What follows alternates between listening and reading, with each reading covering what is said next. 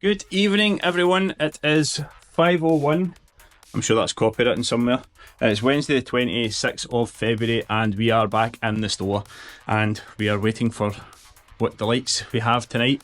At the moment, I don't have any custom work left. I managed to get all of my stuff done, so there's no sharpenings to be done yet. There's no custom work, as we can see. I am in the process of setting up the hamster and the wheel for the old PC, because Pamela's forgot a laptop tonight. But my whole life is on here. Yeah. So if we can get that going, it means I can jump on and off here if need be. But I don't necessarily need my laptop right this minute, and I can catch everything up tomorrow afternoon if need be. It's just with everything, and obviously the kids were at each other's throats. They don't really like the air that they breathe with each other at the moment. And then of course we're going to Grand's for 3 hours, so we need 4 bags with toys and God knows all what. So that distracted me leaving the house, and I left my laptop bag lying where I left it last night. Well, at least the phone's here. The phone is here because I do keep that in my bag. Apologies, we had a battery malfunction.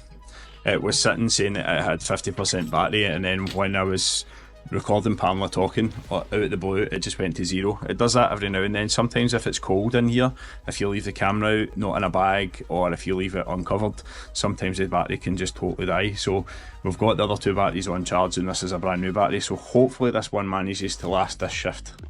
I think it's going to be a quiet shift, so I don't think anyone wants to come and see us tonight. Hopefully I've said that now. Maybe we should order food. Yeah. The old tricks to order food. Maybe we should order some food. Maybe we should just order something sweet instead. Ice cream. Yeah, that might work. So anyway, yeah, we don't really have that much to do tonight so far, but that may change. It's very early in the shift. Usually around about this time when people are coming to the store, when we open at 5 o'clock on a Wednesday night, it's rush hour traffic, and a lot of people have to travel from out with Paisley to come to us. Most people have to go through Glasgow to get to us, or most people have to come from Ayrshire to get to us and stuff like that. So that's obviously 2 totally separate channels, 2 totally separate roads that they're going to have to come down. Sometimes they can come down the same road, but at the same point it is very, very busy, and it's usually gridlock for hours. One of the things that actually happened to me when I was on the bus job, it was one of the days I actually finished at 4:30, or my shift finished at 4:30, and I had to return the bus to the depot. And when I had to return the bus to the depot, I got stuck in traffic for 2.5 hours. Luckily I got paid for that, but at the same point I got stuck in traffic for 2.5 hours between 4:15 and 6:15. So it can be very, very busy. That's why sometimes if you're local, it's better for you guys to try and get in for 5 PM, and if you're not local, sometimes it's slightly better for you guys to get in just after 6, because by that time the roads are started to get a bit more clear. But that's Stephen's traffic report over. Sponsored by Stephen. Yeah, sponsored by Cobody Sports. Do you know, funnily enough, Sammy said something about what time it was, and I said, oh, the time sponsored by Sammy. He's like, what does that mean, Mum? And I was like, well, there used to be a talking clock that you phoned. The time sponsored by Accurist is whatever the time was. And he was like, huh? Remember, you have to say other brands are available. Other brands are available. But yeah, that just made me laugh. Used to phone the talking clock. Right, so you can sign off just now if you like, and we'll catch up with you in a wee while. while. We'll see what busyness it brings in tonight. Right, so this is a bit of a strange one. Today I came into the store and obviously had a customer come in, and the customer had been the customer who had borrowed my skates, obviously to kind of help them out. What happened was he broke a steel, and we couldn't get the steels in for the next day. It was going to take 2 days to get the steels in, so the customer came to the house and picked up my skates and took them away and used them. Then his steels came the next day, and he brought his skates in, and obviously we changed the steel and put the new steels into the skates, and it was a pair of CCMs. They were a pair of 280s. So the reason why I'm having this conversation and what I'm talking about at the moment is something that grinds my gears, and then that's obviously something that I find quite funny. If you're an avid fan or a watcher of Family Guy, there's a grind my gears segment in that. So the reason why I'm saying that it grinds my gears is this little piece of plastic is what holds the steel in place in a pair of CCMs. Now, this is only in the mid to lower end models. Obviously you've got your dial for the adjustment as well. Now this customer has literally just broken a steel, and we've replaced it with another set of steels, and obviously what's happened is he's taken a puck to the side of the skate, and this little piece of plastic is broken. Now that little piece of plastic is what holds the skate in place. What I'm technically saying here is, why, if you spend all of that money on a pair of skates, did they not come with a metal bolt? Now I can understand that maybe the kind of higher level models, like as you can see in this model here, this is a pair of ASVs, it comes with a metal bolt. Why not put that the whole way through your range?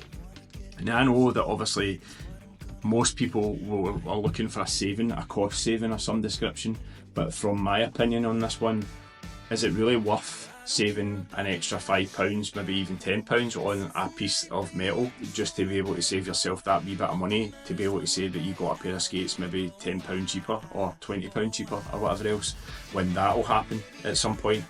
The amount of these that we've seen on the last little while, or the last season, shall I say, is criminal.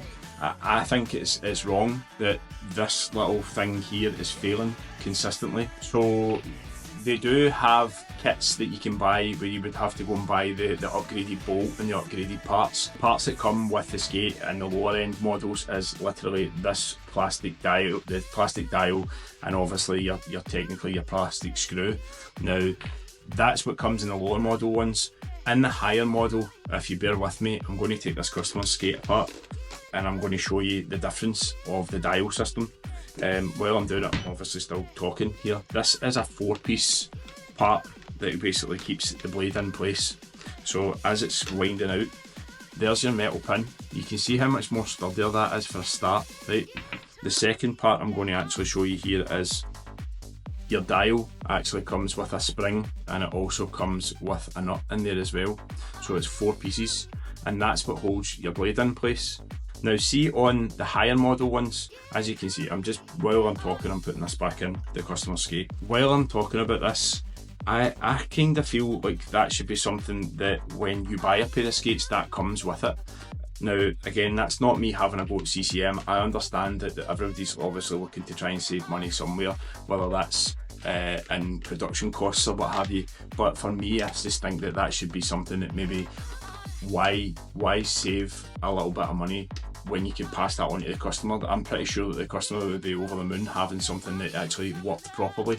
Now I can go on and talk about the likes of the bower holders as well, and when I say about I kind of regard the CCM holders as a gold standard, as I said in the previous video. Now the reason why I say that they're the gold standard is, for me, they're a stiffer holder, they're more well put together, but not in the mid-range skates. The mid-range skates that come with that plastic part, I'd be looking to upgrade that at every chance I could get. Now the major problem that we have with this part is that mechanism that I've just showed you is not available. It's not available in the UK and it's not available worldwide. We actually tried to see if we could get a kit sent from another country. Pamela, do you remember where the country was?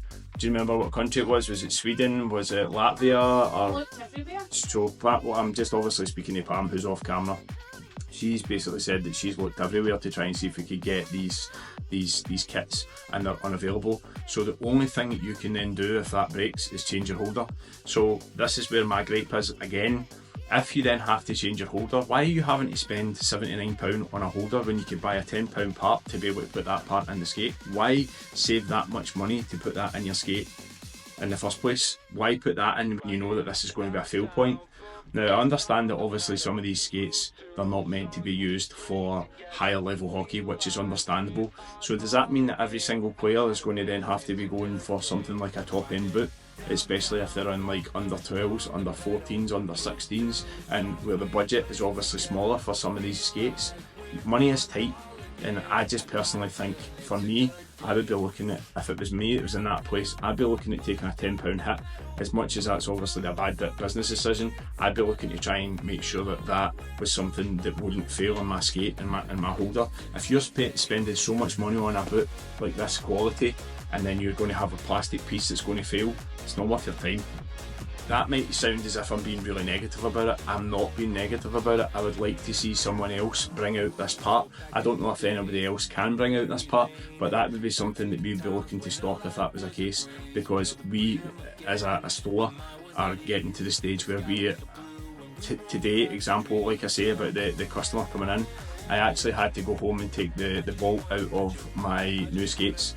I've got obviously my old skates that are still there, and I might transfer the bolts from my old skates to my new ones because obviously they're interchangeable. But at the moment my shoes are now off the ice because I have had to use my bolt to be able to get this one replaced. So anyway, that's my gripe for the first part. Second part I'm going to talk about in today's video is overbooting. Now that's a term usually used for figure skates, and what that means is, best person to speak to about this one would be Pamela. If Pamela can come through just for 2 seconds, and I'll get Pamela to come and talk about overbooting, and then I'll pick up on it. So, overbooting. Overbooting is a term where the boot is too stiff for you. We see it much more prevalent in figure skates than we do in hockey boots, or it is more widely recognised in figure skates than it is in hockey boots, but it obviously still happens in hockey boots. Depending on your skill level and your skill set, if you go into too stiff a boot, you're actually not doing yourself any favours. I know there's lots of coaches out there that's going to come at me and say, no, my son, he should skate in a top end model, and I should give him all the benefits of the money we have and buy him the top end stuff. You're not doing him any favours. If it's too stiff for him, he's going to struggle to feel his edges, he's going to struggle to be able to be comfortable in the boot. You can cause shin splints, it's going to have massive problems with him breaking the boot in. He's not going to be used to the stiffness in the heel. He needs the forward flex to learn and to be able to be teaching himself his moves, his crossovers, using his edges, and we see it very, very much in figure skates as well. If you were an entry-level skater, you match the stiffness to the boot to the skill level. If you were, say, money was no object, deciding I'm going to take up figure skating, I'm going to buy myself an Idea piano, well, all you're going to do is cause massive pain. You get shin splints, blisters. You will really, really struggle to break that boot in because obviously Ideas are not thermoformable. They can't be broken in with the oven. Sorry, we were a little bit interrupted by some customers. So as I was saying, with Ideas, obviously not being thermoformable, there's no easy way of assisting the boot to break in. So you have to match your stiffness to your skill level, and much is the same with hockey boots. Hockey boots come in grades of mixtures of carbon fibre with glass fibre, with plastics, resins, different foams. Every iteration and every price point, they are stiffer, stronger, tougher, because you've got your pro boots that are made basically for the pros to be really stiff. It's taking pucks, it's taking, you're on the ice 5, 6, 7 times a week. You need the boot to be tough. But if you're used to a very soft boot and you go into a hard boot, all it's going to do is absolutely wreck your ankles. You're never going to feel comfortable in it. You're going to have no movement on it. So where you were used to maybe flexing the boot and moving the boot to create whatever you wanted to create, whether it's to be on your toes or rock back or whatever you're needing to do, the softness of the boot you were in would have allowed you to do that. When it's too stiff, you have to have the skills to be able to do that, not rely on the soft boot to do it for you. Not that I'm saying you don't have the skills, but the boot is unforgiving, so it's too stiff and you're not used to it, That's when it changes your sharpening. Yeah, so again, as Stephen says, if you go from a soft skate, you need a sharp edge to be able to dig in, to be able to get grip, because the boot's soft and skites and you lose your edges. When you're in a hard boot, it's so much tougher and stiffer, so your sharpening you had before is going to feel 10 times more sharper.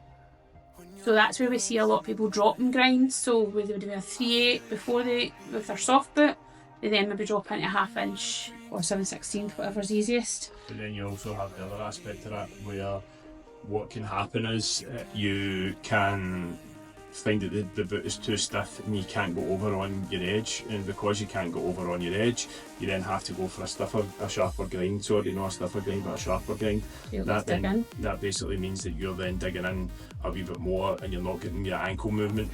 So it's all about angle of attack when you're skating. And again, Tacks, Supreme, they're made to be tough. They're made to be power.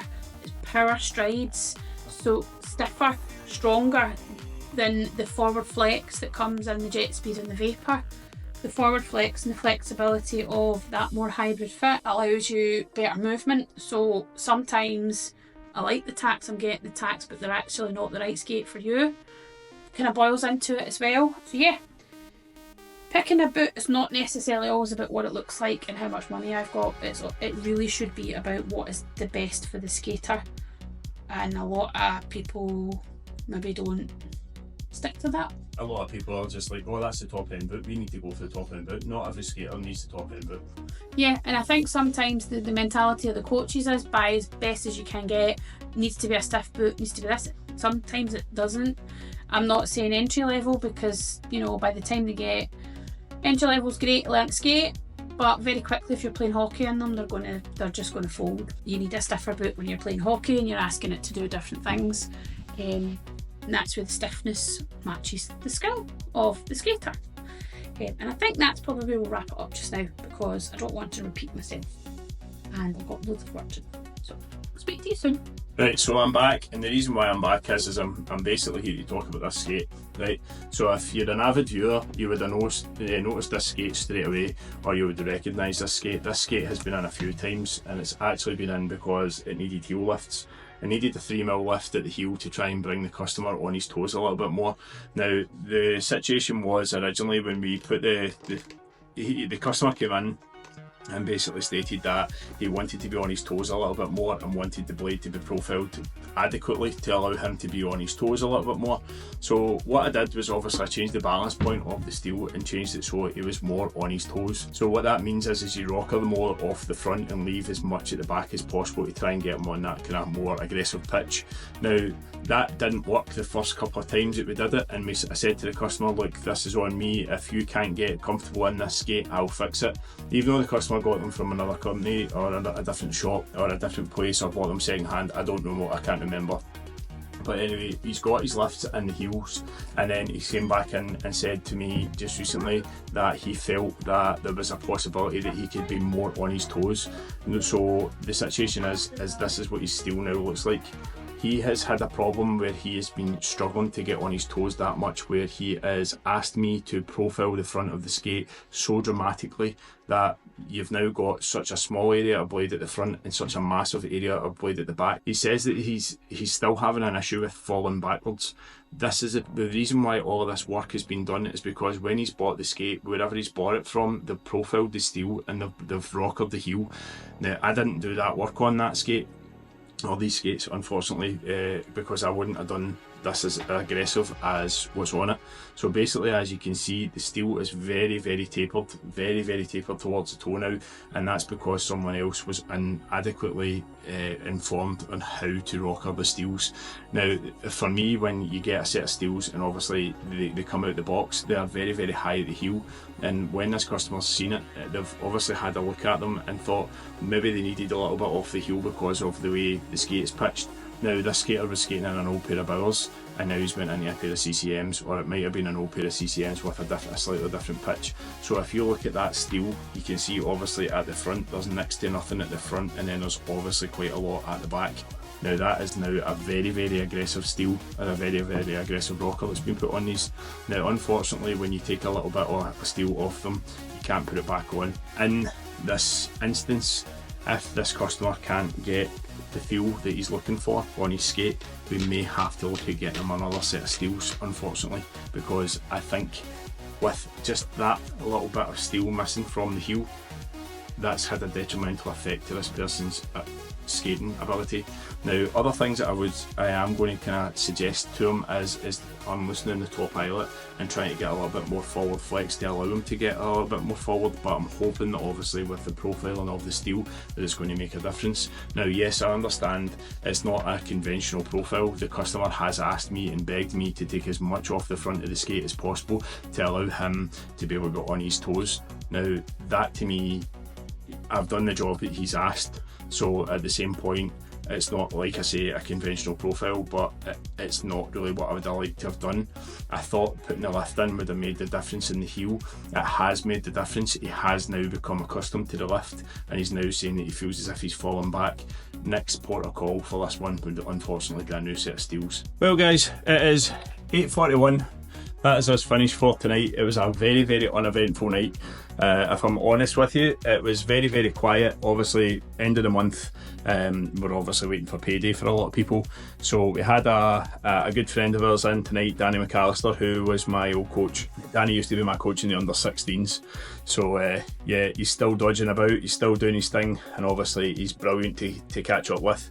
He comes in every now and then, every couple of weeks, and then obviously we reminisce about some stuff from the junior days and his playing career and stuff like that. It's really, really good to obviously catch up with him, so it's good to see that he's doing well, and obviously still kicking about. Yeah, so other than that, tonight was very, very quiet. We had a couple of sharpenings in, a couple of heat molds in, nothing really that exciting to record. We will obviously look at getting some more products in the next couple of days or the next couple of weeks to be able to get some reviews done. We have got some stick manufacturers that we're going to be working with, and we're looking at dealing with some new brands as well, so that will be in the pipeline, so stay tuned for that. But for just now, thanks very much for watching, guys. Take it easy.